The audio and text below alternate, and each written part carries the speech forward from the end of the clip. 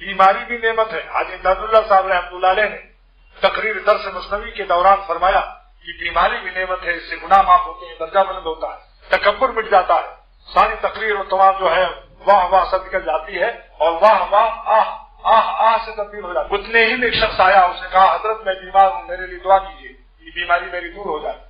اب مولانا تھانوی رحمۃ اللہ علیہ فرماتے ہیں ہم لوگ سوچنے لگے کہ دیکھیں حاجی امداداللہ صاحب کیا جواب دیتے.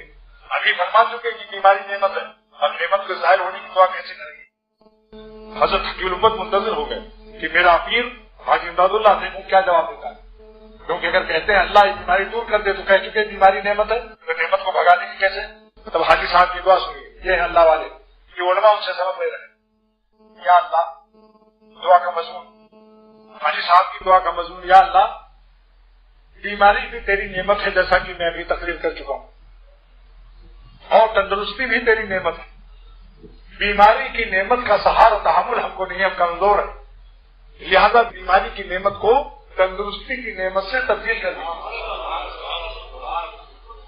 کیوں؟ کیونکہ ہم کمزور ہیں، ہم بیماری کو برداشت نہیں کر پا رہے. نعمت تو ہے لیکن نعمت کا وزن بھی تو اگر زیادہ ہو تو کیا ہوگا؟ برداشت کر سکو گے؟ کوئی گندم نعمت ہے کہ نہیں؟ ایک بوری کسی کمزور پر ڈال تو پیٹ پر لے جاؤ ہتھیا تو فائی، اور پیٹ پر لادا تو اس کا تو منہ کھول گیا. وزن کی ذاتے سے منہ کھل جاتا ہے نا. جیسا ایک ہندوستان کے شاعر نے کہا تھا، ہندوؤں کے مظالم کو یہ خبریں پڑھ کر اس نے کہا آذر کے صنم آج کل کچھ بول رہے ہیں.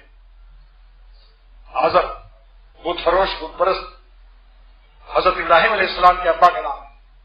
آذر کے صنم آج کل کچھ بول رہے ہیں، کیا بوجھ پڑا ان پر جو منہ کھول رہے ہیں. تو معلوم نعمت کا تحمل جس کا ہو وہ نعمت مانگو اللہ. لہذا ایک شخص رات میں پیشاب کر دیا کرتا تھا، اس کی بیوی چادر وغیرہ بستر ہوتی تھی اور کہتی تھی کہ توبہ توبہ آپ کیا مصیبت، چھوٹے بچے تو آپ جیسے بڑے خود بچے ہو گئے، آپ کے 2-3 پنڈی موت رہے ہو.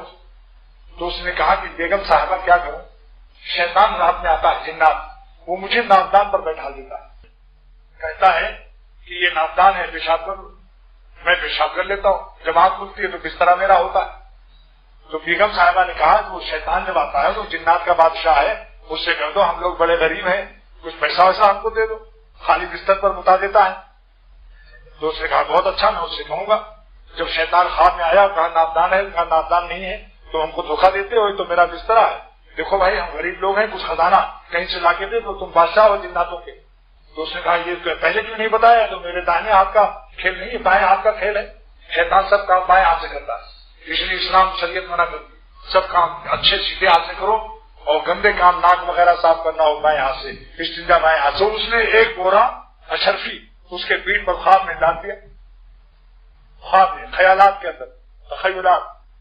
اب جب وزن زیادہ پڑا تو اس نے پیخانہ بھی نکل گیا. جب آنکھ کھلی تو دیکھا پھر وہی بستر اور پیخانہ، موت بھی، پیشاب اور پیخانہ دونوں. تو بیگم صاحبہ نے کہا یہ کیا ہوا بھائی، تم موت ہی لیا کرو، یہ ڈبل معاملہ کیا ہے آج، یہ پیخانہ کیوں نکلا؟ ان کا کیا اور کہو کہ اور اشرفی مانگو. ظالم سے جنات کے بادشاہ شیطان نے اتنا زیادہ لاد دیا کہ میں برداشت نہیں کر سکا. تو بھائی اسی لیے نعمتوں کے بارے یہ دعا سمجھ لو کہ اللہ تعالیٰ بیماری کی نعمت کو تندرستی کی نعمت سے تبدیل فرماؤ، کیونکہ ہم کمزور ہیں، اپنی کمزوری کا اعتراف کرو، بہادر مت بنو.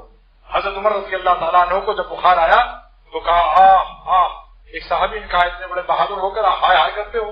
تو فرمایا اللہ پاک نے جو بخار دیا عمر کی ہائے ہائے سننے کے لیے، بہادری دیکھنے کے لیے نہیں بخار دیا.